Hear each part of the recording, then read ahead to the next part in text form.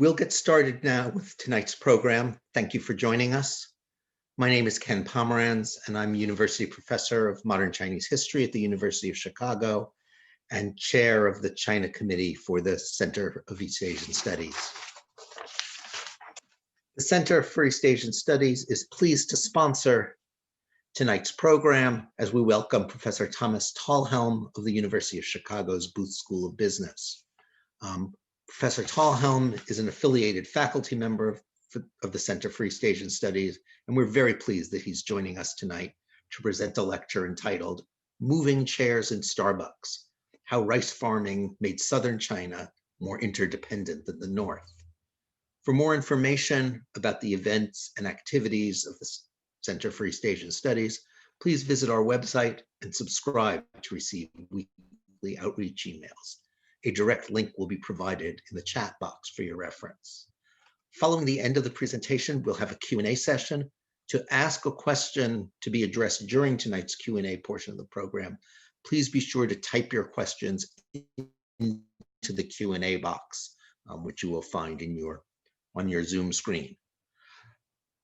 So, now a brief introduction about our speaker. Thomas Talhelm is Associate Professor of Behavioral Science at the University of Chicago Booth School of Business. He studies how culture affects the way we behave. He also, as we will hear tonight, studies how rice and wheat agriculture have given northern and southern China two very different cultures, even influencing whether people move their chairs in Starbucks. Professor Talhelm's research also finds that liberal culture in the United States is more individualistic, and that getting people to think more analytically increases support for liberal social policies, whereas thinking holistically increases support for conservative policies. Professor Talhelm lived in China for 5 years, teaching high school in Guangzhou as a Princeton in Asia Fellow, as a freelance journalist in Beijing, and as a Fulbright Scholar, and as an NSF Graduate Research Fellow.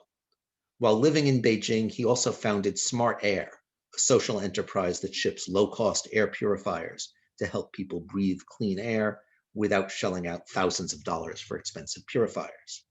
Professor Talhelm earned his PhD in social psychology from the University of Virginia. To learn more about Professor Talhelm's research and the important work of Smart Air, please visit the websites provided in the chat box.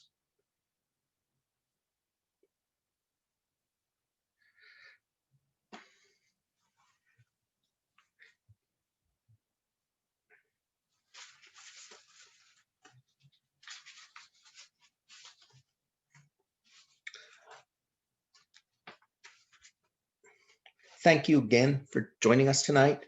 Professor Talhelm, we look forward to your presentation. All right.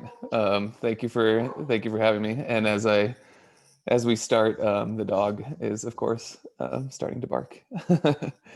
Okay. Welcome, everybody. I'd like to thank the Center for East Asian Studies for hosting the talk. It's a bummer that we can't be in person talking together, but hopefully we can at some point in the not too distant future. All right. Okay, a little bit of background on how I got interested in this question. So I did my undergraduate at the University of Michigan, and my majors were Spanish and psychology. And I had it in my head that I wanted to study abroad. And so I started imagining where I could go. And I discovered that there was this program where you could be a research assistant on professors' projects in other countries. And so this seemed like a really great deal to me. I mean, normally you have to pay to study abroad and pay for airfare and accommodations and tuition and everything. But this program would actually pay for all of that, and it actually would pay you a salary on top of that. And I thought, this is an amazing deal. And so I started looking through the project book to see where these research projects were located and seeing which ones fit with my background of study. And I found a project that was in Chile. I found another project that was in the Dominican Republic. And as a Spanish major, I thought, fantastic, I'll go to these places. And so I signed up for it. I applied for the program. I asked to go to one of these two places. And about a month later, I got a letter in the mail that said, congratulations, you're going to Beijing. So it was just a total surprise to me. I had no background in China. really no particular knowledge or even interest. But they were writing the check, and so I went off to China. And I spent a summer in China, and I started learning Chinese. And I thought this is a lot of fun. It was this whole new world to me to explore this culture and language. And so after I graduated, I spent another year living in China, teaching high school in Guangzhou. I was a freelance journalist for a year, Fulbright scholar, and then eventually ended up at the University of Chicago, where I am an assistant professor. Well, I started as assistant, now associate. Not that that really matters that much. Okay, so as I was living in China, teaching high school in Guangzhou, that's in southern China, seen here on the map. This is actually one of the high school classrooms that I taught in, not a stock photo. As I taught high school in Guangzhou, as somebody who was interested in psychology, I was constantly trying to observe sort of the behaviors, the ways that people would act in the sort of environment around me. I noticed many things. One of the things I noticed was that in the supermarket aisles, which were quite narrow and quite crowded, it was fairly common for people to accidentally get into each other's way or bump into people, right? And I would notice that when people would bump into me, or if I would bump into other people, they would often sort of get nervous and get sort of tense, often sort of look at the floor and shuffle away quietly without saying anything. And it seemed to me like people here were kind of conflict avoidant. It seemed like people were interested in avoiding conflict, and sort of avoiding that sort of negative interaction. A few months later, after moving to Guangzhou, I went to visit northeastern China with my roommate, David, who's on the program, seen here dressed up for a performance. We went to the city of Harbin in Heilongjiang province, and we were touring around a museum in Harbin province, in the city of Harbin. And we were talking to somebody who worked there at the museum, and she said, "Wow, your Chinese is so good." But she said, but your Chinese, and she pointed to me, is better than your Chinese, and she pointed to David. And David and I were sort of like, this is really uncomfortable. I reflected later that it seemed like this whole avoiding conflict thing wasn't as big of a deal up here in the north. And so over several years of living in China, I had this sort of general impression that people in the north were sort of more outgoing, more direct, less concerned about this sort of social harmony thing. And people in southern China seemed to be a little bit closer to what I sort of thought China would be like before I went there. So this included things like being shy around strangers, avoiding conflict, things like that. And so I spent several years in graduate school just kind of wondering what could be responsible for these differences. What systematically has been different between northern and southern China that might explain these differences? And oh, and by the way, are these differences real, or are these just things that is my perception just sort of inaccurate? Well, it turns out that systematically, one thing that's been different between northern and southern China for a very long time is agriculture. And so if you look at, for example, rice farming, it exists primarily along the Yangtze River, sort of both sides of the Yangtze River, and then south in southern China. And if you look at dryland crops, these are things like wheat, corn, millet, soybeans. That is sort of the opposite picture. Basically, those are from northern, planted primarily in northern China. Now, why would rice be related to cultural differences in China, especially when the majority of people are not farming rice or wheat in China today? Well, I think there are two things that, there's a lot of things about rice that make it really different, but I think two of the things that are the most important are, first, paddy rice is built around irrigation networks. And so rice farmers have to coordinate when they fill and drain their fields. Also, my water use affects your water use. This leads to what I call a very functional interdependence. I don't mean the sort of pie in the sky, let's all get along and sing kumbaya. I mean, we really just, whether we like it or not, our behavior affects one another. So very functional interdependence. Second, rice requires a lot of labor. We know this partly from anthropologists' research in China. So if you look at the research of, for example, Fei Xiaotong, he observed farmers in China and how many hours they had to spend in their fields. And what he found is that rice required about double the amount of labor per unit of land than wheat and other sort of similar crops. Now, you can see why it might require a lot more labor when you look, for example, just very basically at the specific tasks that were involved in rice versus wheat. And so rice involved, a long list of tasks, and wheat was, I don't want to say it was simple, but it's simpler than farming rice. Now, at this point, you might pause and you might say, wait a second, so double the amount of labor? I mean, isn't that a huge difference, right? I mean, if you work a 40-hour-a-week job and you have a roommate or a friend who's working an 80-hour-a-week job, I mean, isn't that sort of obvious? Wouldn't this hit people over the head? I mean, do we really need to do studies if the difference is that large? Well, the answer is no. We didn't really need to do studies of this with the difference that large.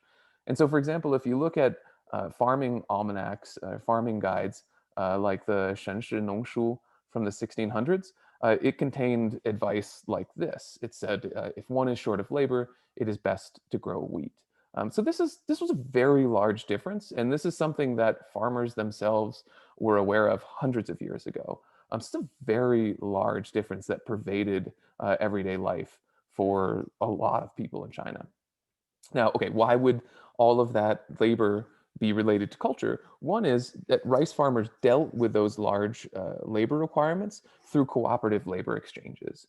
And so this is a picture actually I took in Guangdong province in Kaiping.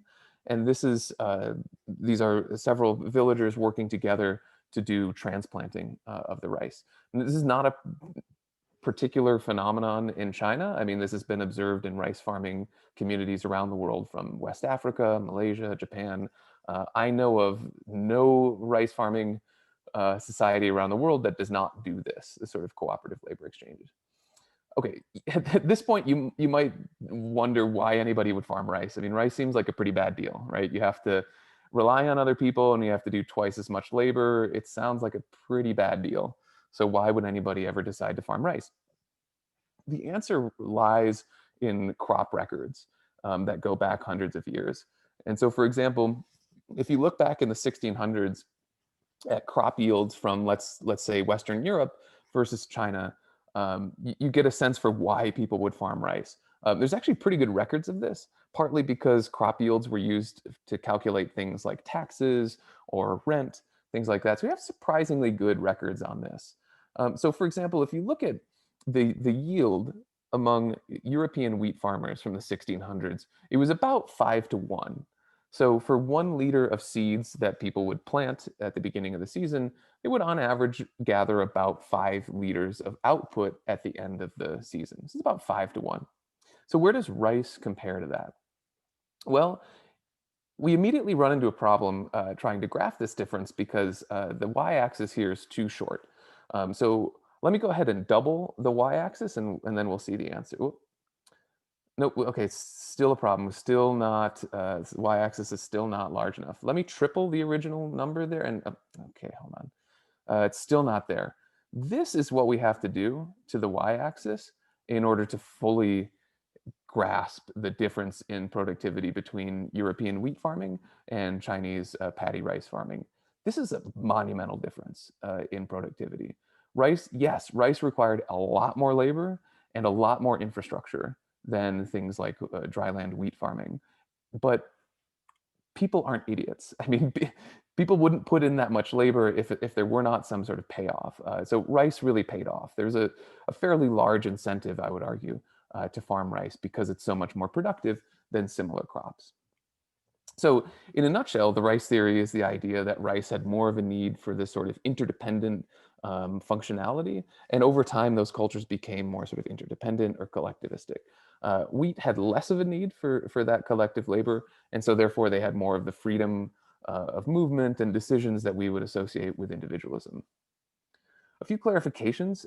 First, it's not about eating the rice. I can't tell you how many times people have come up to me and said like, oh, is this because the protein content in rice is lower or something?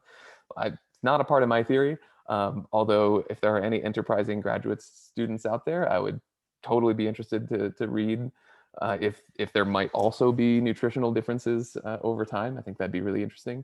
It's just not a part of what I'm going to talk about today.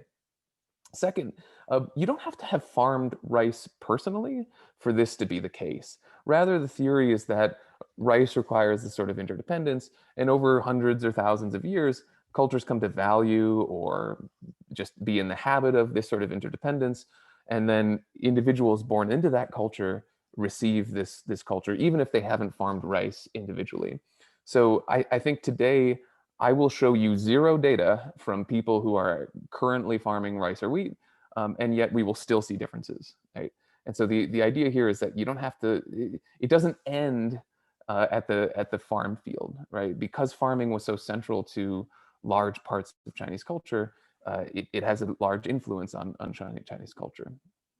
All right, how would one go about testing a theory like this? One way that I've tested this is by testing college students at sites around China. So, for example, I tested college students from these 6 sites spread around China, but I'm not looking at the college that they are at, but rather I'm looking at where they grew up. Right. So maybe this person is at college in Beijing, but if they grew up in Jiangxi province or they grew up in Shanghai, they would be considered a participant from a rice growing region. Okay, how does a cultural psychologist start to try to quantify culture? One way we do that is to look at what we call implicit individualism. What the goal is with this task is to measure sort of individualism without having people self-report or tell us how they think or feel, because we think sometimes there are problems with that. And so this is how we do it. One of the ways we do it. This task is called the sociogram task. What we do is we have participants draw circles to represent the self and then their friends and then the connections between those friends. Now, what we don't tell them is that we're going to measure the size of the self circle and then the size of the friend circles around it. And what we're interested in is, do people draw a larger self circle than friend circles? And we would call that self-inflation, right? The idea that the self is larger than their friends. Here's an actual sociogram from a participant in China, and you can see, for example, that this person drew a larger self circle than friend circles, and we just take the average of the friends there. Interestingly enough, this is another real sociogram. This one was from somebody who lives in China, obviously, and one of my graduate students once asked me about this task. They said, um, are these circles perhaps representative of how big the person is, right? Like if I'm a very tall person and then my friend is very short or small, could it be the case that I just draw a smaller circle because they're physically smaller than me? I thought about that question. And then a few days later, I saw this particular sociogram. And what you could see at the bottom here is the self circle. And directly on top of that is the smallest circle, which says in the inside of it, husband. And then the very large circles to the either side of that are grandchild and son. And so we can see that probably a grandchild is going to be smaller than the husband. But I think this, physically smaller than the husband. And yet I got a good laugh out of the fact that the husband was very clearly the smallest circle. So I think not always, this task is not always picking up on the physical size of people, but rather perhaps the importance of people. Now, in prior research, cultural psychologists have given this task to people in multiple countries. What they find is that America is #1 in the world in self-inflation. So go America. Western Europe sort of in between, and Japan is actually, the mean there is slightly below zero, meaning that people are drawing the self slightly smaller than they draw their friends on average. So we don't see any evidence for self-inflation among participants in Japan. Now, in China, what I found is that people who grown up in wheat provinces did show the self-inflation. People who grew up in rice provinces did not show self-inflation.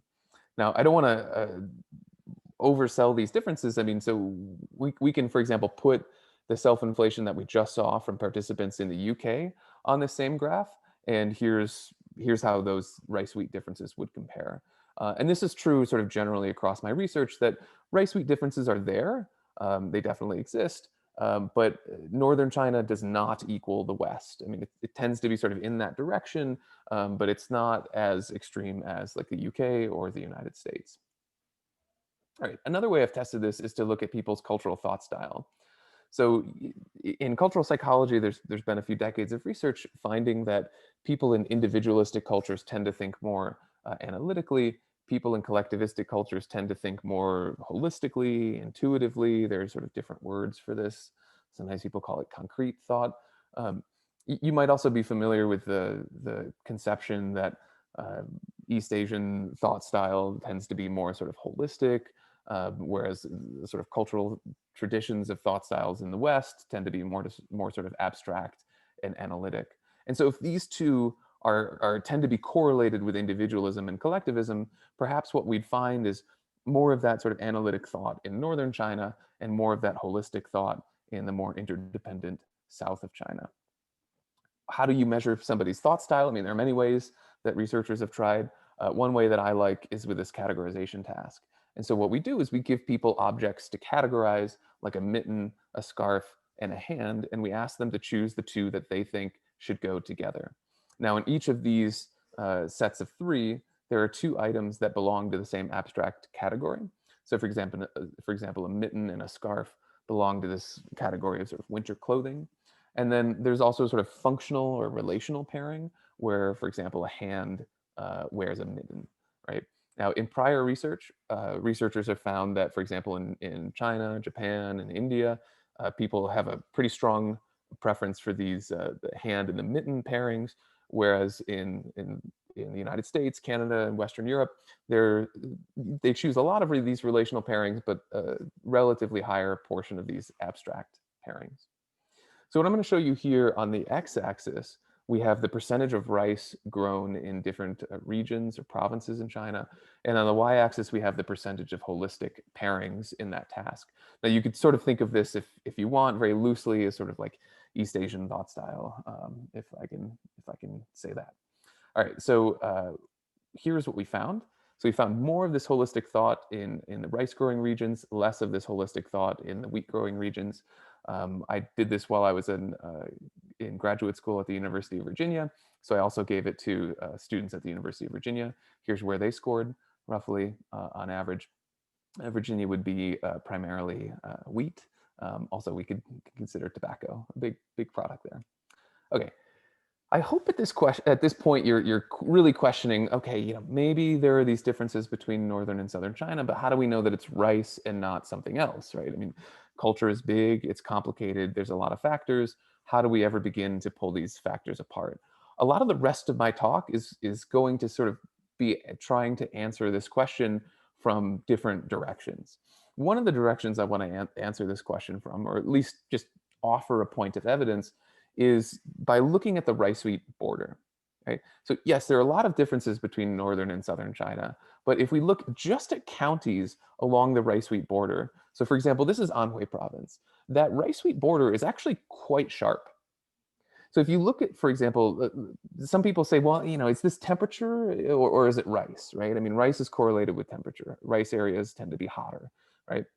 Well, temperature is more or less linear across China. So each kilometer, 100 kilometers you move north in China, you just get a little bit colder and a little bit colder, right? Now, rice does not work that way. Rice is much more dichotomous. Rice is much more like you get around this upper Yangtze region, sort of like northern region above the Yangtze, and then it changes very quickly. So for example, these counties in Anhui province, you can go to the north of Anhui province and there are counties where it's something like 2% of the farmland is devoted to rice. You go to southern Anhui province and it's something like 60, 70, 80% rice.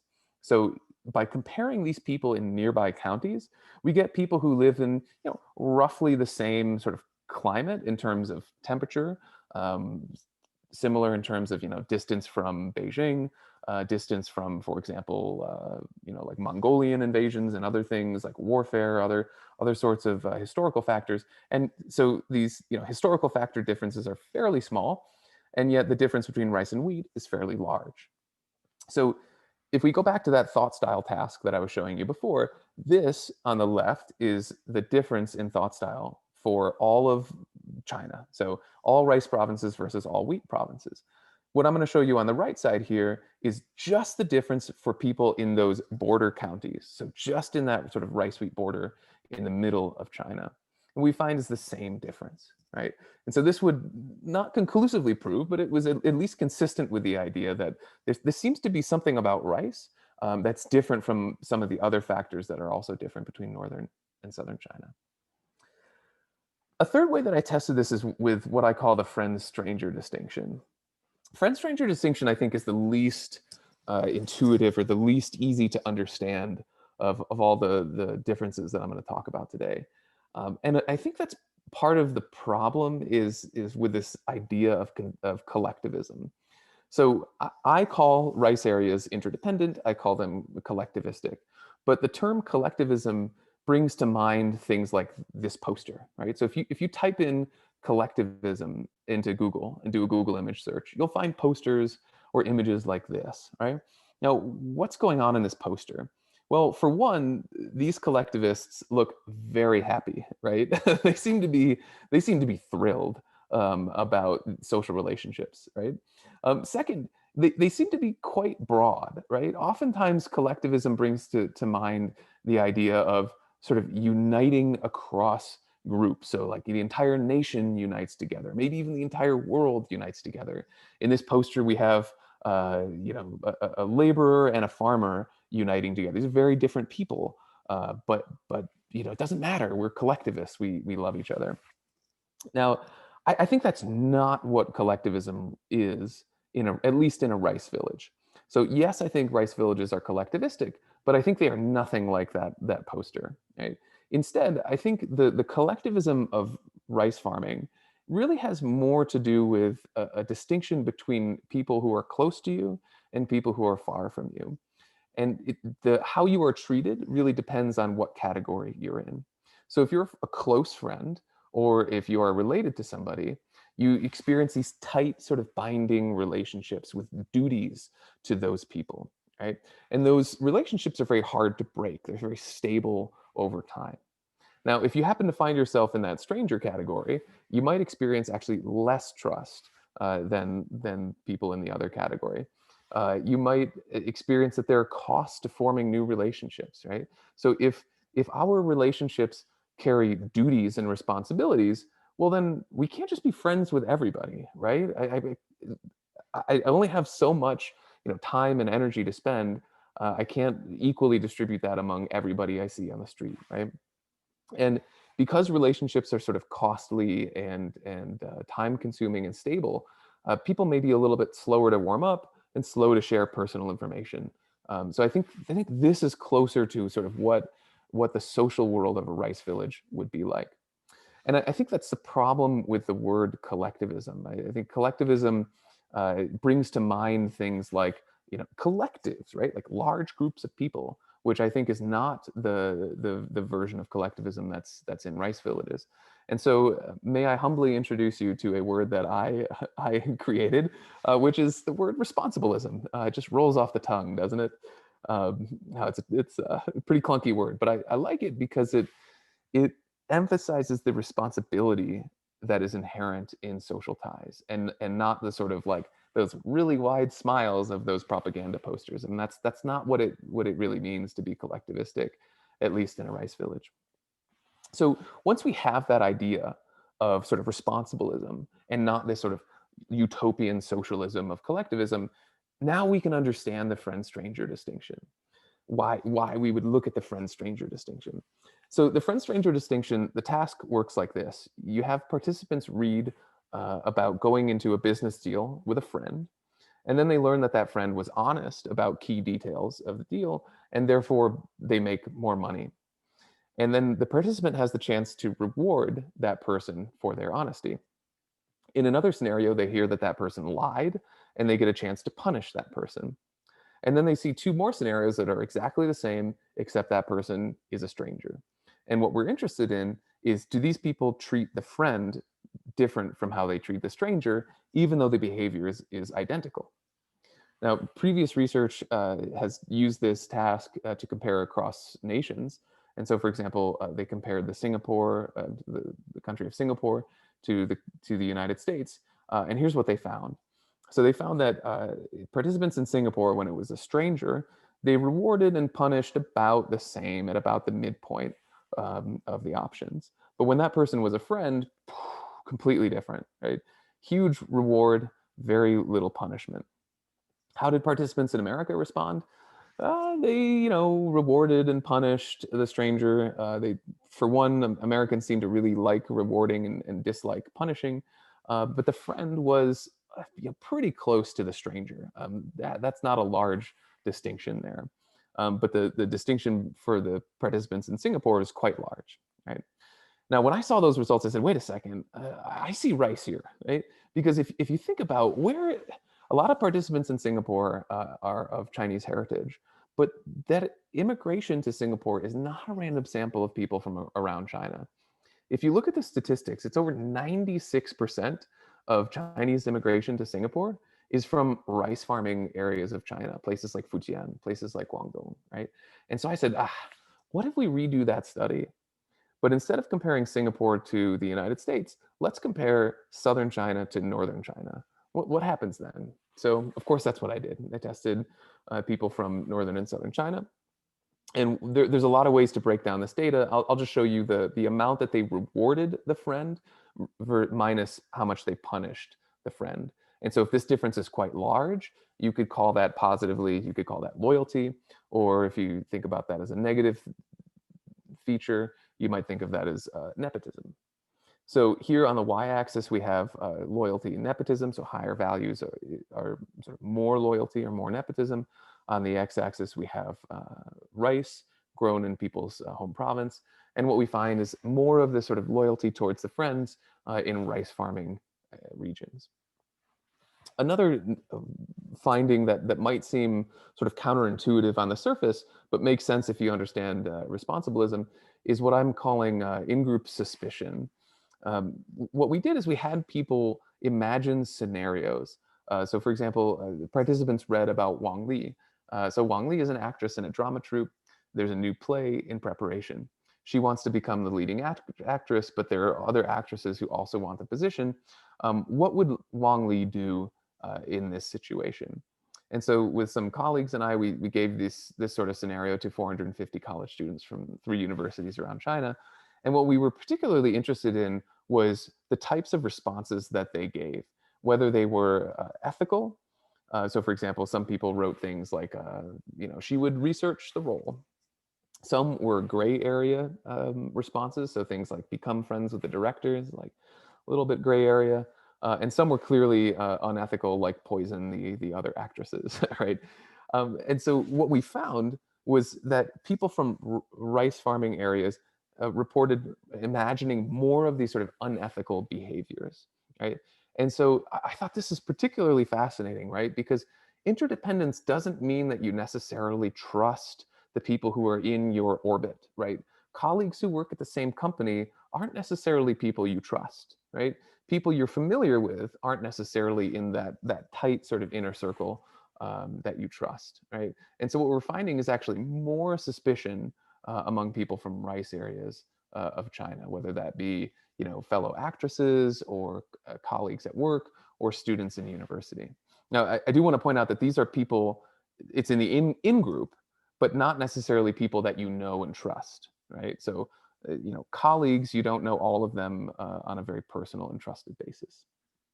This reminded me of the rapper and philosopher Notorious B.I.G., who in one of his songs talks about sort of his change in attitude from when he was younger to when he was older. He said, he used to think that everybody got along with everybody and everybody's just loving everybody. It's not like that.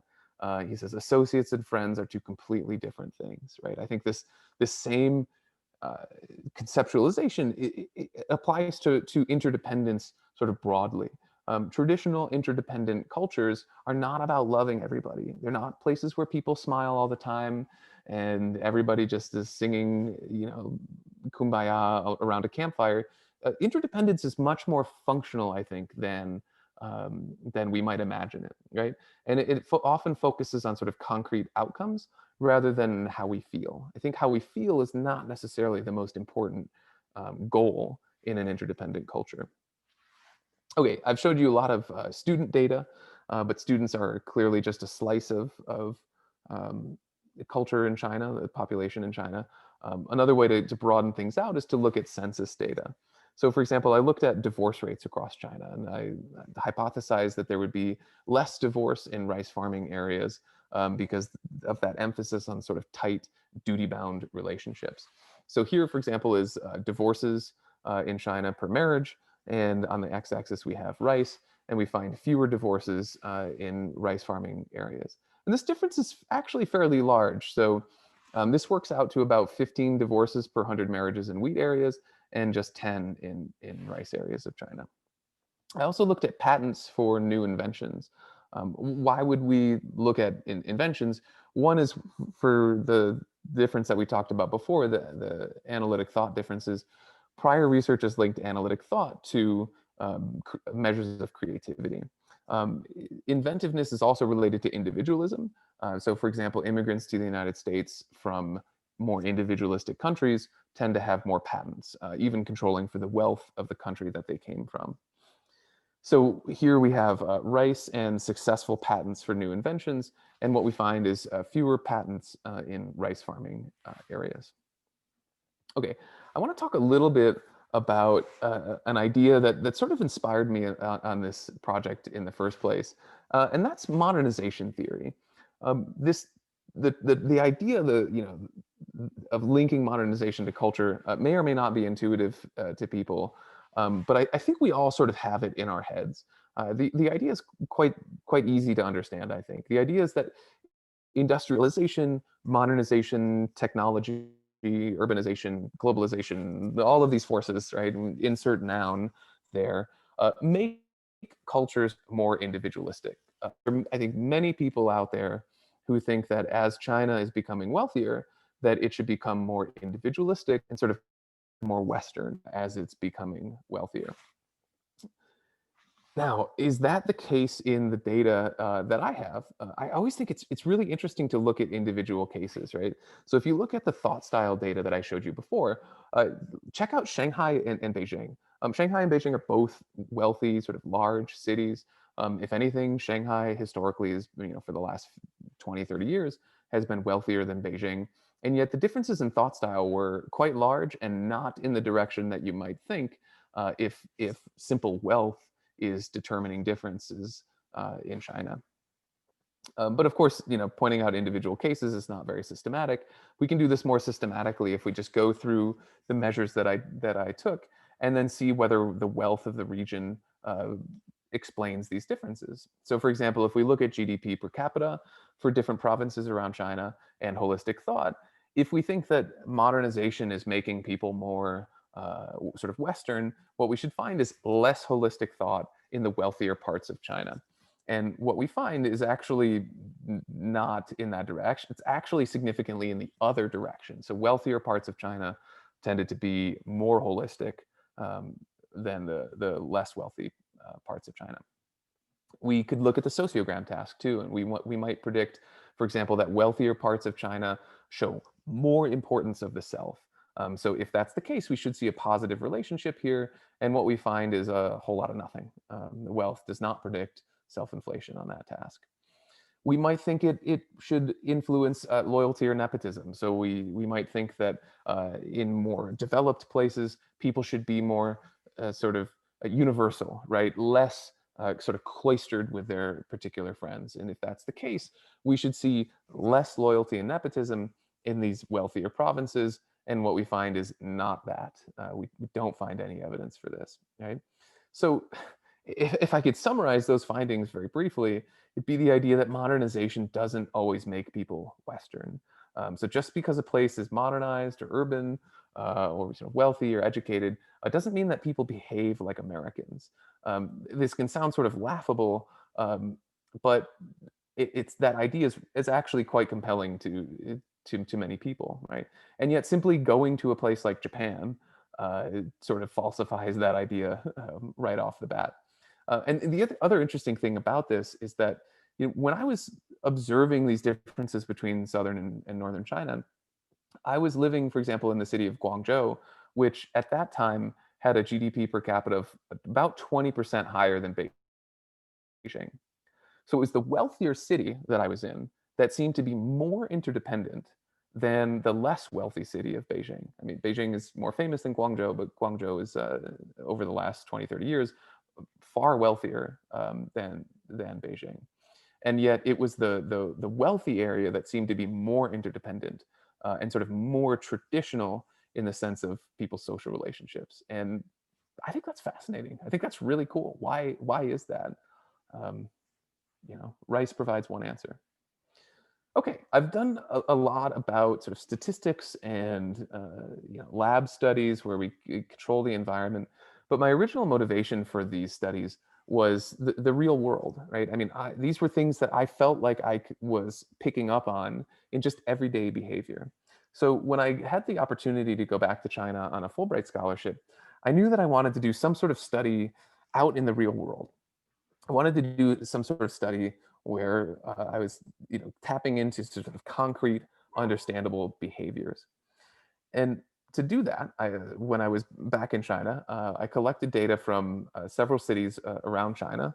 And as I was doing that, I was looking for a sort of comparable environment.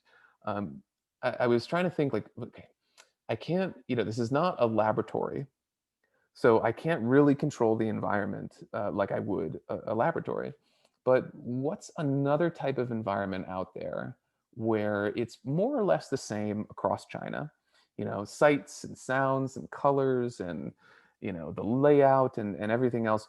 What is the sort of place that exists naturally in the environment that's more or less the same across China? Thought about this for a while, and then it hit me. Starbucks, right? I mean, the Starbucks all over China. Um, they're same colors, same smells, same chairs. Um, you know, Thank you to modern capitalism, there are now more or less identical laboratories for me to travel to all around China. So that's what I did. I went to Starbucks around China, and the first thing I did was just to count the number of people sitting alone or sitting with other people in these cafes. And so a research assistant and I counted almost 8,000 people in Starbucks around China, both rice and wheat areas. We avoided sort of tourist areas. We looked at different things like time of day, gender, day of the week, all sorts of sort of control factors there. And what we found was that in wheat areas like Beijing and Shenyang, around 30% of people were sitting alone. But in rice areas of China, it was closer to 25% of people sitting alone. So people in the wheat areas were more likely to be sitting alone. Next, I wanted to sort of kick things up a notch. Sitting alone is fairly easy to count. I wanted to do something a little bit more complicated. And I thought about this theory of changing the environment that cultural psychologists have. The idea is this: if you have a problem in the environment and you are from a more individualistic culture, you tend to be more likely to respond in a way to say, oh, maybe we should change the environment. But if you're from a collectivistic culture, you might be more likely to say, maybe I should change the self to fit into the environment.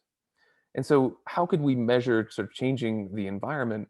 One day, it sort of hit me. What I would do is I would go to Starbucks and I would push the chairs together so that they were partially blocking the aisle, and then I would sit nearby and I would simply count: do people when they walk by, do they move the chairs or do they move the self to squeeze through the chairs?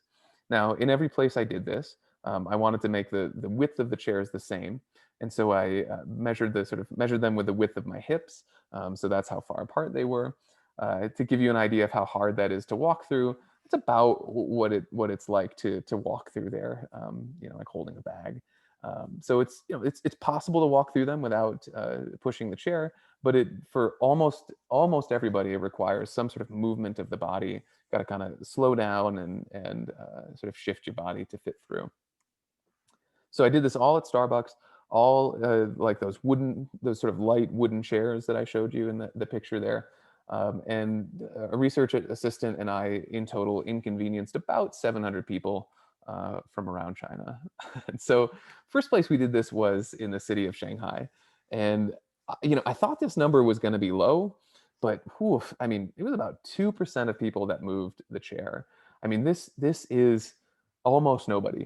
I mean, what it means is that I would sit there in a Starbucks and I would count no, no, no, no, no, no, no, no, no, for an hour, 2 hours, 3 hours, until somebody would finally move the chair. And this was almost nobody moving the chair.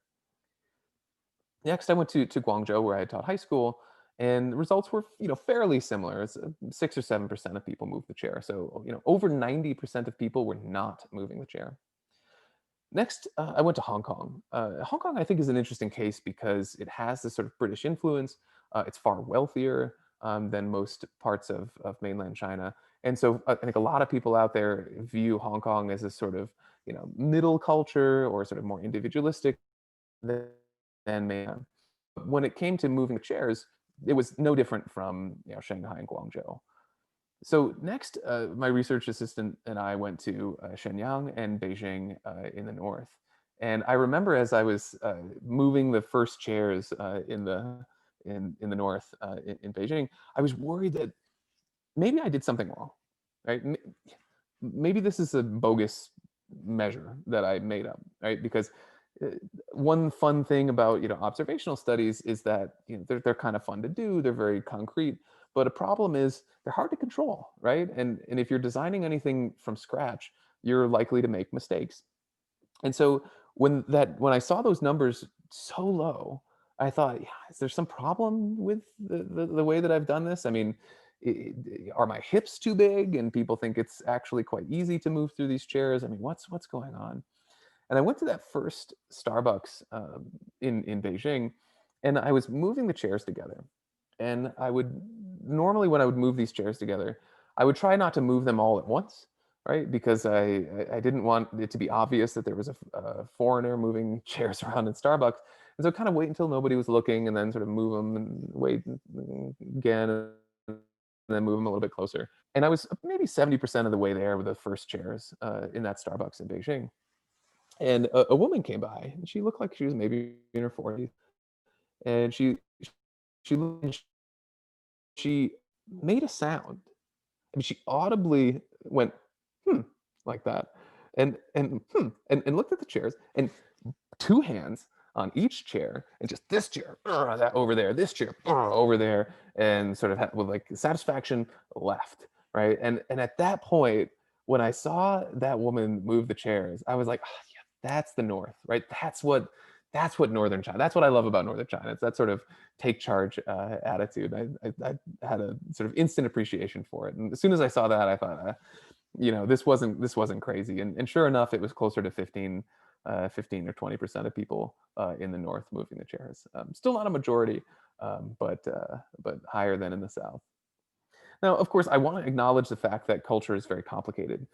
There are lots of factors that go into culture. I talked about one of those factors today, which is rice and wheat. But there are lots of other factors out there. And I am under no illusion that rice is the only factor that influences culture in China or anywhere. There are lots of other factors that I've analyzed in my research, and I'd be happy to discuss today. Things like urban rural differences, ethnic differences, the family clan system, which I think is particularly interesting in rice, the potential for reverse causality. Lots of questions that I don't have time to talk about today, but happy to get into in the Q&A. But ultimately, I think a lot of this question of, I mean, I could sit here all day and show regression tables where I control for population density and I control for urbanization, and I control for GDP, and I can control for education, and show you all of these different controls, but it just sort of gets boring. And I think there's sort of a limit to what we can get at with simple sort of statistical controls. And I think if a more interesting way of testing this, and a way that carries much more empirical weight, would be to say, okay, well, let's look at somewhere else that's roughly similar. I mean, China's not the only place to farm rice. If this theory is really true, what about other places in the world that also farm rice and wheat? Well, fortunately, there's a place not that far from China which also farms rice and wheat, and that is India. So if you look at rice in India, you can see it's somewhat in the south, but primarily in the east, in the areas around Bangladesh and like Orissa and Tamil Nadu. And the west and the north farms a lot more wheat, or much more traditionally would be crops like millet. Now, India is a really interesting case because it helps sort of get around the temperature confound that I talked about before. So if you look at rice and wheat in China, rice is very, very correlated with temperature. So that correlation's 0.77. It's very, very strongly related to each other. But in India, they're actually not correlated with each other. And if anything, it's slightly negative. So the rice areas of India are slightly cooler on average than the wheat farming areas of India. And that's primarily because rice is determined mostly by water and not by temperature. There's plenty of land in India that could grow rice if it were simply wet enough. But the problem is that it's too dry. So it's really not temperature that determines rice in India. It's really it's water, it's rain. So okay, so here is, for example, holistic thought in India, and this is the percentage of rice in different states. And what we find is that rice farming areas have more holistic thought, just like in China. Now, Japan is another interesting case because Japan is this super modernized place. I mean, yes, China is no longer primarily agricultural, but Japan has been that way for much longer, right? So Japan is much more sort of industrialized, much more sort of modernized than China. So would we still be able to find these sort of rice wheat differences in a place like Japan?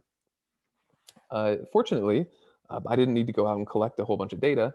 There was a researcher named Yamawaki who created a collectivism index based on sort of census indicators in Japan, and he looked at this at the prefecture level in Japan. And the things that he looked at were things like the divorce rate, things like household composition. So whether there are a lot of three-generation households, so like grandparents, parents and kids, or the sort of opposite of that, which is like nuclear families. Also, people living alone and the percentage of elderly living alone. And so Yamawaki combined these into sort of a collectivism index, where sort of more collectivistic areas would have fewer divorces, more three-generation households, fewer nuclear families, fewer people living alone, and fewer elderly people living alone. And this is what Yamawaki found. So the blue areas here score higher on that collectivism index, and the black areas score lower on that collectivism index. What I'm going to show you next is prefectures in Japan, the percentage of rice, paddy rice that they grow in these different prefectures. And I don't even think I need to show you the statistics. I mean, that map compared to this map, it basically speaks for itself, right? I mean, the collectivistic areas here are also generally the rice areas, and I love to just kind of go back and forth between that blue and that green, and they just it's just you don't even need statistics. Of course, as a researcher, I have to do the statistics. So here is rice and collectivism in prefectures in Japan. This holds up, controlling for lots of things. It's, urbanization, education, GDP, life expectancy, all sorts of things. This relationship is basically possible to erase in the data, no matter what you want to sort of statistically control for. So I think that the case of Japan is neat, not just in sort of extending the prior findings, but suggesting that, the influence of rice can really last deeply into countries that have modernized and industrialized. Okay, so what? I've talked a lot about rice, a lot about wheat. Why should anybody care about any of this data? Well, a couple things that I think are interesting about this. One is this, I think, strongly suggests that Han China is not just a single culture. There are 1.2 billion Han Chinese living in mainland China alone. And they are not a monolith, right? They are not a single group of people, right? These differences, I think, should have implications for how the economy works, how trade works, how you would design things like health interventions in the different regions. I think this is important to know. I mean, China is often noted for its sort of uniformity, but China is not a single place, even if we're just looking at sort of Han China. Second, China's not the only place to farm rice. I mean, I talked about rice in India. There's also plenty of other countries around the world that farm rice. Philippines, Indonesia, Malaysia, Vietnam, even parts of West Africa, South America, parts of the Caribbean have traditionally farmed rice. So I think it would be very neat to test this idea in other parts of the world. And finally, I think rice can offer us a clue into what I think is a modern paradox. And so I talked about this idea that modernization makes cultures more individualistic. And if you look at places like Hong Kong or Japan, it seems weird, right? I mean, Hong Kong is so modernized, it's so urbanized. Tokyo is so dense and so urban, and yet people's social behavior in these areas is not American. It's not European, right? I mean, these places have simultaneously been able to, modernize and urbanize at rates perhaps even higher than the West, and yet people are not behaving like Westerners, right? If you look at, for example, GDP per capita, Japan caught up with Western Europe back in the 70s. It surpassed Western Europe in the 80s. Singapore caught up in the 90s. There are places in East Asia that are wealthier than the West and have been for decades, right? I mean, Japan has basically been on par for 50 years with Western Europe. And yet, if you look at international studies of individualism, so these are what I have here on the y-axis is sort of an average of different sort of survey studies around the world. It is true that wealthier countries tend to be more individualistic.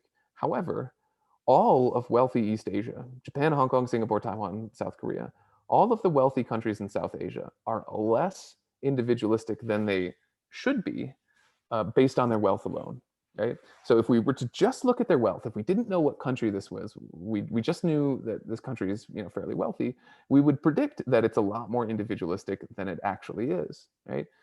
All of wealthy East Asia is an exception to this relationship. Now, what do these countries all have in common? One thing they have in common is that they're traditionally rice farming cultures. And so I would argue that rice farming could help explain this, at least in part, explain this sort of modern paradox as to why there seems to be this sort of East Asian exception to individualism. So that's all I've got. Thank you for listening. I definitely want to thank everybody who helped me with this research. There are many people. I list some of them here, including my PhD advisor. And I particularly want to highlight Looming, my poor research assistant who I trained on moving chairs in Starbucks. And then he had to travel around the Starbucks and around China and, experience the embarrassment of moving chairs together and then tracking whether people push them away or not. So thank you for listening and happy to take some questions. Okay, thank you for that very interesting talk. We're going to go to questions now, and I'm going to give them more or less in the order we got them. Both the first two overlap so much that I'm going to sort of amalgamate them. And so the first is, I wonder how you exclude the factor of topography. Some paper points out that the personality difference between people in the North and South is due to the fact that topography in North is dominated by plains, while in the South it's more mountainous. And then the second question says, just what I was wondering, there are different ways of explaining and observing these functional differences between North and South China. How did you decide to focus and test this theory on wheat rice agriculture? And I guess I'd want to add to that a little bit by saying rice, you could, even if rice is a crucial factor, there are many possible ways of thinking about the pathways by which rice might produce this effect, right? It could be the need for cooperation. It might be simple population density, right? Because those ordinary yields mean that population densities in rice villages are way, way higher than in wheat villages. It could be any one of a number, it could be the precise timing that's involved in irrigation, which requires coordination. So how do you unpack rice from all the sorts of things it's associated with and from all the different things within the rice growing process that might account for this? Yeah, these are great questions. I'll sort of rewind a little bit and get to the question of sort of why should we even think about rice instead of lots of other things. I mean, if I had 10 graduate students who were interested in China, I could assign topography to one and contact with herding cultures to another. And, we could easily have 10 graduate students all do very fruitful research that has nothing to do with rice. But the idea came to me actually when I was studying a class in the Beijing Language and Culture University, the BLCU. There was a graduate level class in dialects. And it was neat because I, wasn't qualified to take the class. I just saw it in the hallway, like I advertise, not even advertise, but they list the kebiao, like the class schedules of different majors in the hallways. And I saw that one of them was studying Fangyan. They were studying dialects, and I thought, oh, that's really cool. I want to go and sit on that class. So I sat in on the class, and we learned about all these neat differences in China. And one of them was this difference about what the character shou means. So, like in the dictionary, that it probably says like hand is the first definition of the character shou. But our teacher said, in many parts of China, that can also refer to the whole arm, right? It doesn't have to be the hand, it can also refer to the arm. And he showed us a map of where it primarily means hand and where it often means the whole arm. And I didn't know exactly what to expect for this. I thought maybe it'd be sort of blob shaped or sort of irregular, but it turns out it's basically at the Yangtze River. That's the dividing line. So it's basically like north of the Yangtze River, this thing only means hand, and south of the Yangtze River, it can also mean arm. And I saw that I had this idea of north-south differences, but I didn't know where to draw the outline of these different regions. And I thought, language seems like a pretty basic place to start, right? Where people are talking similarly, they're probably also transmitting other sorts of cultural ideas. And so I said, okay, there's probably something like the differences that I'm interested in north-south probably map onto whatever that language thing is. And so I started looking into factors like, okay, what factors correlate or map onto that hand-arm distinction? And it wasn't too long after that I sort of got onto this idea of rice, and so oh, rice really maps onto these different language groups. Okay, well, how was rice farmed? And then sort of each step further seemed to make more sense with the previous step. So that's how I sort of got onto that idea.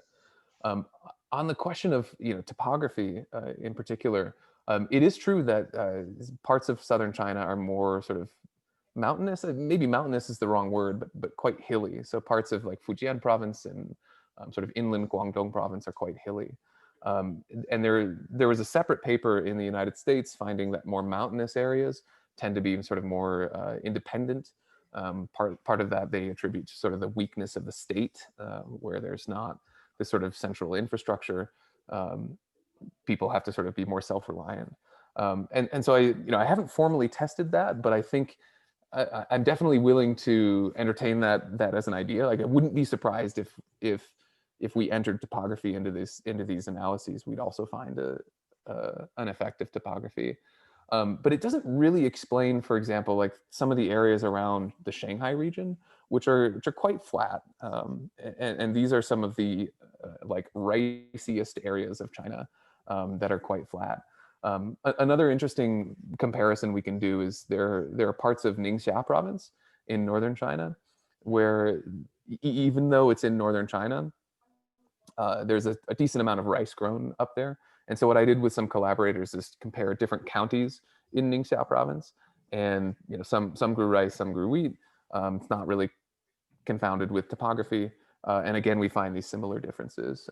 So it seems to be somewhat independent of topography. I think India would speak to that as well. And then finally, to the question of sort of population density. Yes, I mean, I think population density is I would call it a mechanism that leads from rice to culture. I think population density would also be mixed up with the presence of the state, the presence of institutions in different areas. And so I very much see population density as sort of one aspect, but there's so many aspects that are involved. I think I could probably spend the rest of my life trying to unpack all of the different arrows between rice and then these final cultural outputs. And I even then probably wouldn't be done doing it then. So yeah, and I think if I can add one more layer too, we could ask the question of why did certain parts of the world develop rice farming and others not, right? It is not the case that everywhere in the world that can farm rice does farm rice. And so there are large parts of the world that sort of could farm rice but don't. And I think the key sort of hidden variable there that I didn't talk about today is, I think you need a certain base level of population density. You need a certain base level of sort of security, of knowledge, knowing that if you're going to invest in building irrigation systems, that they're going to be around long enough for you to benefit from them. These are quite large investments, right? And so, even if you look at 3,000 years ago, people were farming rice, but not nearly as intensively as they are now, right? My favorite example of this is uh, there were by the government down home, just sort of more around, I think 1200 AD, about 1,000 years ago. And they were appalled at how these rice farmers in Guangdong were farming. They said, these rice farmers, they're so wasteful. They don't transplant, they don't do any of these other things. It's so barbaric down here in Guangdong province. And that suggests, even as recently as 1,000 years ago, how people were farming rice was very dependent upon sort of how close they were to these sort of dense sort of civilizational cores like around Shanghai. And so we could ask ourselves, what factors led Shanghai to develop this more, the Shanghai region, to develop these more intensive forms of rice before places like Guangdong. So I think there are variables that we could put even sort of more fundamentally than rice that, I sort of think of rice as this fundamental variable, but there are other variables that kind of come before it. Okay, I think actually the next two questions in some ways can also be grouped together nicely. So one asks you to sort of say a little bit more about what mechanisms might account for the persistence of these rice-wheat differences long into a period of industrialization, modernization, whatever words you want to use for it. And the second asks, how do you think the time and degree exposure to modern capitalism fits into your story? Is that an entirely separate variable? Is it, can we somehow talk about the differences that some people have perceived between the form of capitalism you have in South China and in the North as tied up with this? Well, so as not to impose my own view on the question, I'll just stop there. Yeah, no, I love this question. One of the things I think about, I have a colleague who did her PhD in Japan and is now a professor in the United States. But she's, spent a lot of time in Japan, fluent in Japanese. And I asked her, I said, have you ever thought about, applying for jobs in Japan? Like, would that be something that you're interested in? And she said, that would be really interesting and it'd be really fun, but I basically can't. Because if I were to join, first of all, these sort of lateral hires are not very common in Japan. And she said, even if they did want to hire me, because of the way that the university sort of system is structured, I would have to start at the base level. So like base salary, the lowest rung on this system, no matter how much experience I've had in the United States. And I thought, that's really neat because the US system is accommodating of this sort of mobility, right? Of shifting relationships and freedom of movement, and the structure in Japan, even though it's an academy. From the outside we could say, well, they're just universities, right? It's the same system. Japan has universities, America has universities, but here they seem to have built universities in a different way, in a way that discourages, consciously or unconsciously, that sort of freedom of movement, right? And when I talked about those sort of stable relationships, there it is in the sort of company structure, in the academic structure right there. So I'm definitely open to that idea. Although I have heard, anecdotal reports, news reports, that Japan is maybe moving away from this sort of version of capitalism, like the idea of a company man seems to be perhaps going away in Japan. So I guess we'll see, right? I mean, I guess we can check back in when I'm retiring and and see what Japan is like. So why do these differences persist into the modern era? I'm definitely open to the idea that this has something to do with how organizations are created by humans. Um, who knows? I mean, the parenting style I think would probably be a part of it. I have a project showing that rice predicts a few genetic variants that are more common in southern China than in northern China, that are particularly you know predicted by rice and not other things.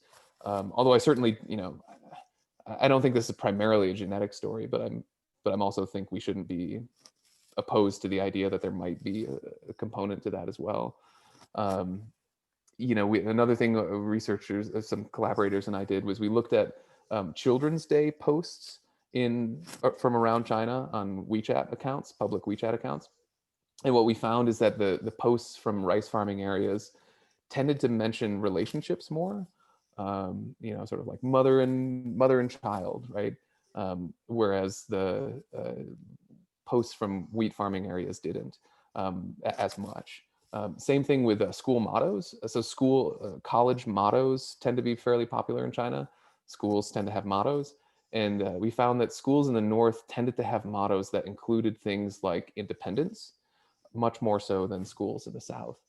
So I think people are kind of getting this from multiple directions, whether those are institutions, whether those are parenting, whether that's cultural products like stories, WeChat posts, and things like that. I think there's sort of multiple pathways that culture is being passed down. Okay. Um, the next question says, thank you for this inspiring and interesting research. And then asks, I wonder how you deal with immigrants in the big cities like Shanghai and Beijing in your Starbucks test. So at least the way I understand it, that when you see a person move or not move chairs, you know they're in Beijing, but you have no idea where they were born and raised. That's right. Yeah. I've got a slide on this.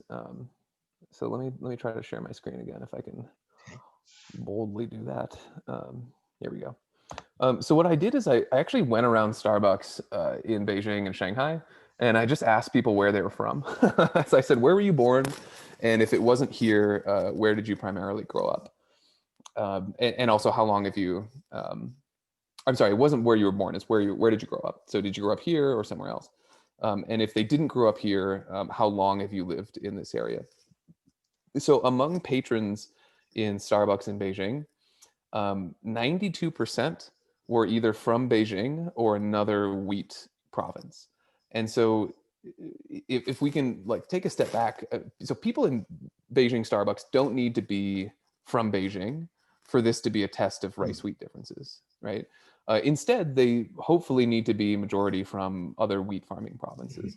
And this is the case, right? I mean, so people who are in Beijing tend to be, if they're not from Beijing, they tend to be from the north, right?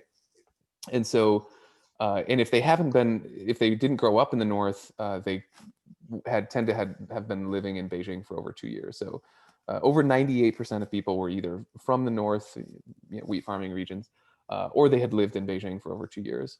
It was fairly similar in Shanghai, a little bit lower, probably because Shanghai is also closer to some wheat farming provinces, whereas Beijing is kind of more, the surrounding provinces are all wheat, whereas Shanghai is fairly close to some wheat farming provinces.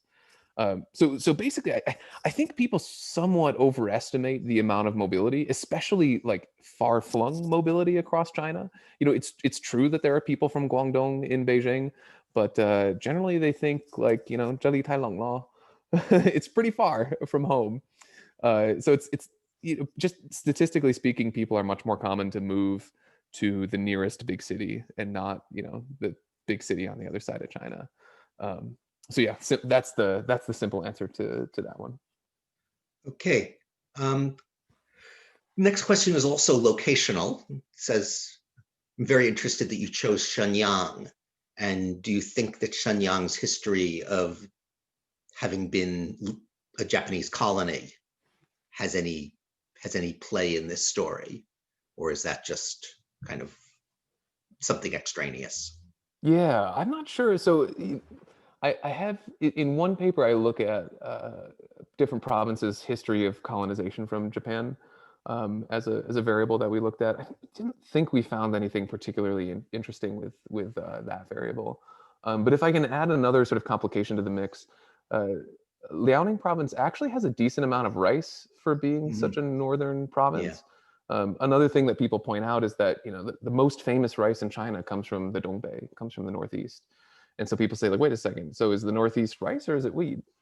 Well, statistically speaking, yes, the northeast has rice, but it's nowhere near a majority. I mean, if you look at like the Shanghai region, we're looking at 80-90% of farmland devoted to rice paddies. Even in the modern Dongbei, the highest you see is something like 20%. So first of all, it's not a majority, and second of all, a lot of that rice has come in more recently with sort of modern technology.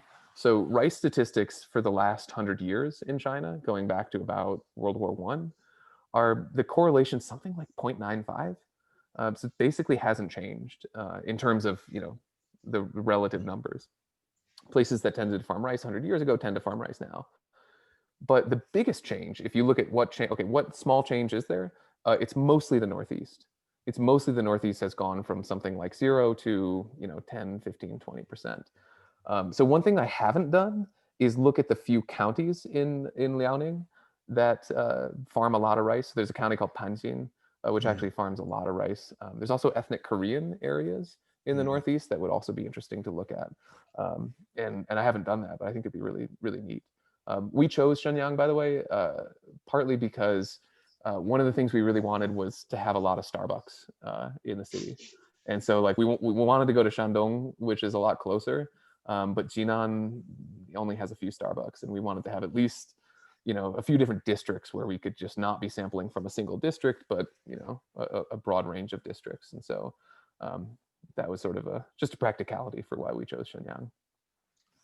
Okay. I do want to tell the audience we've got about 5 questions still on tap, and we do have to stop by 6:30. So I'm afraid we're probably not going to be able to take any questions that are added after now.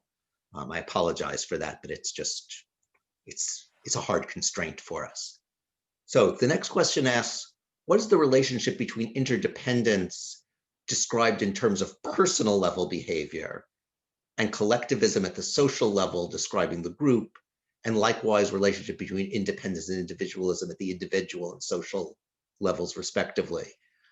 So the social level is investigated through data like divorce rate, family composition, etc., which are group level description, while drawing circles and judging relations among glove-handed scarf are individual level behavior observation.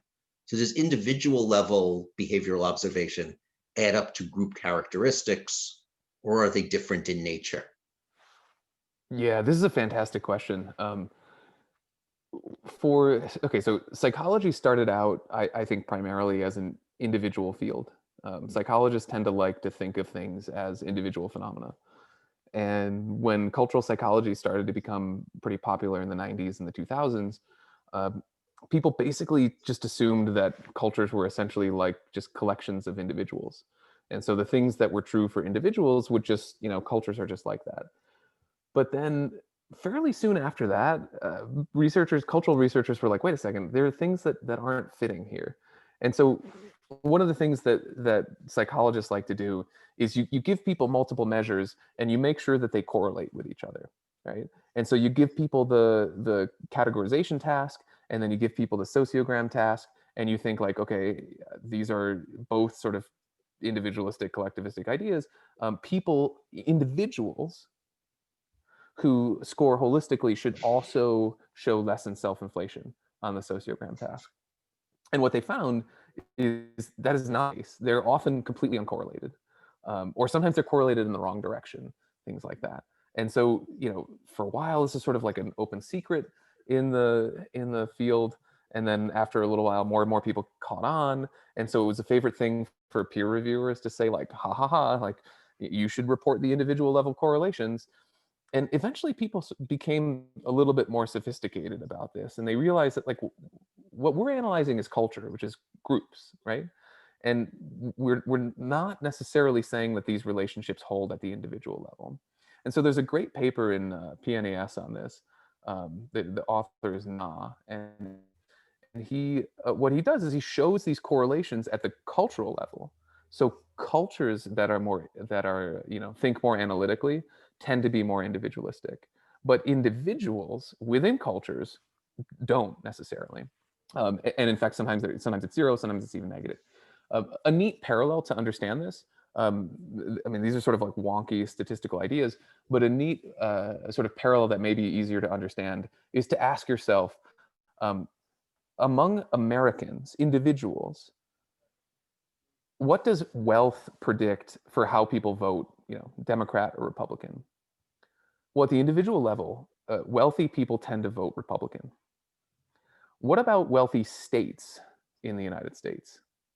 Well, then it's the opposite, right? Wealthy states in the United States, places like California, Oregon, Washington, they tend to vote Democratic, right? So wealth at the individual level correlates with voting Republican. Wealth at the group level correlates with voting Democrat, and that's speaks to the comment here that what we really want to look at is these sort of cultural observations. And so what I'm doing is like calculating a mean for each region, right? Each province, or whether that's counties above the Yangtze River and below the Yangtze River, things like that.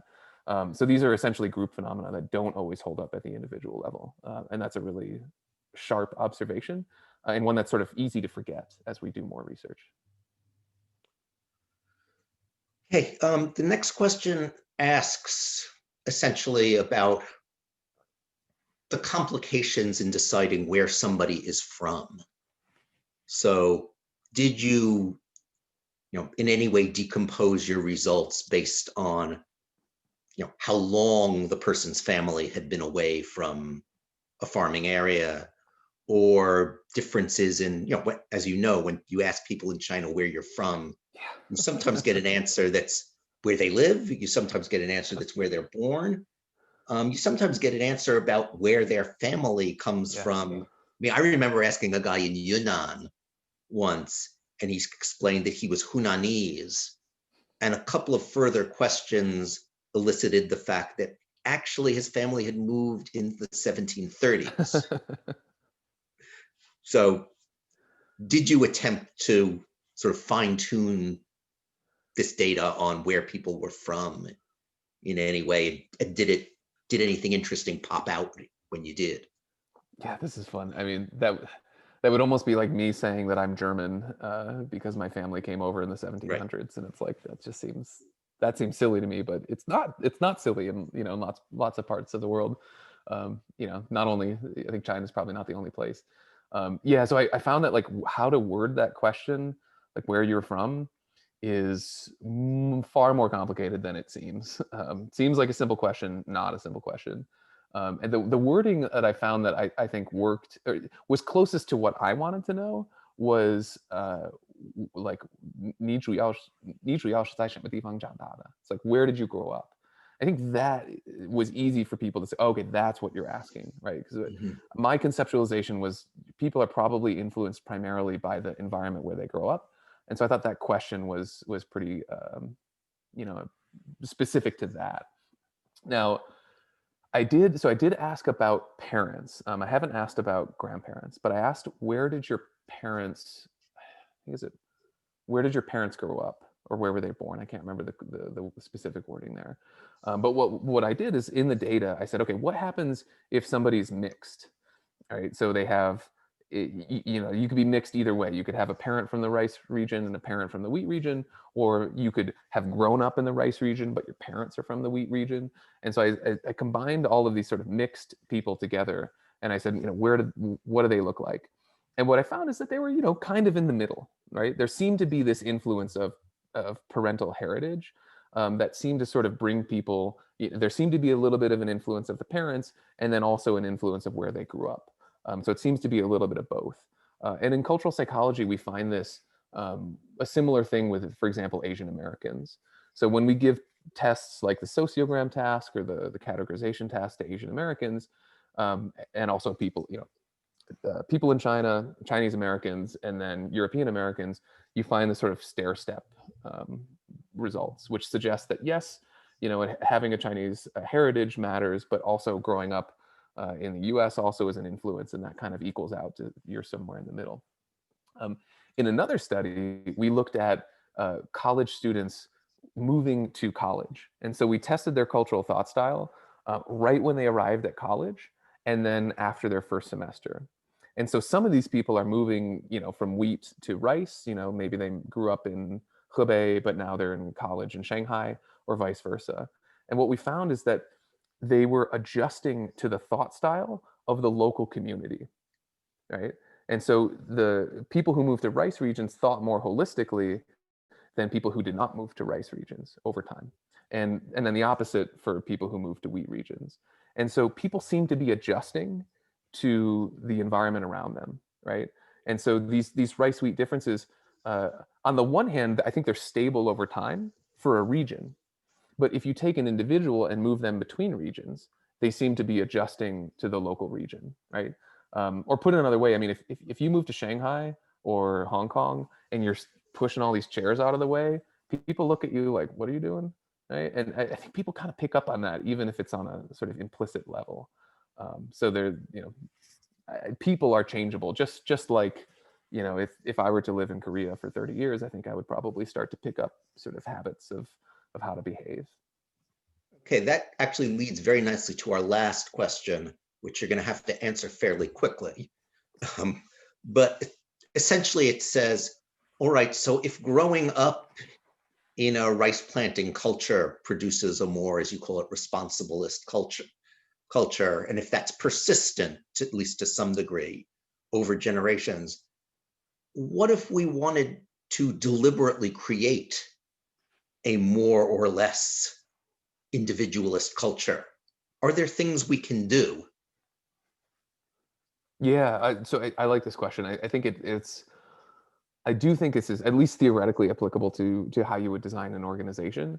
And I think you'd want to focus on that sort of functional interdependence.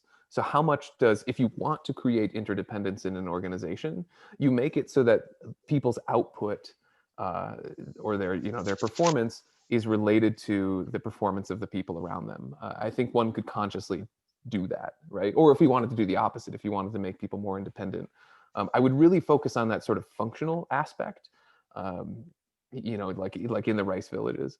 One way that they concretely did this in rice villages, if you look at there's a book by Fei Xiaotong, and he visited rice villages in Zhejiang province near Shanghai.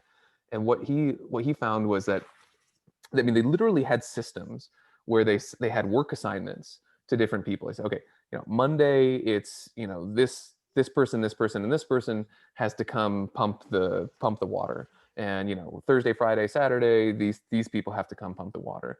And they would monitor whether people were contributing, whether people failed to show up. They would be punished if they didn't show up. I mean, there it was, right in the system of this sort of interdependence, right? It wasn't vague notions of interdependence. It's very functional. This is how we get it done.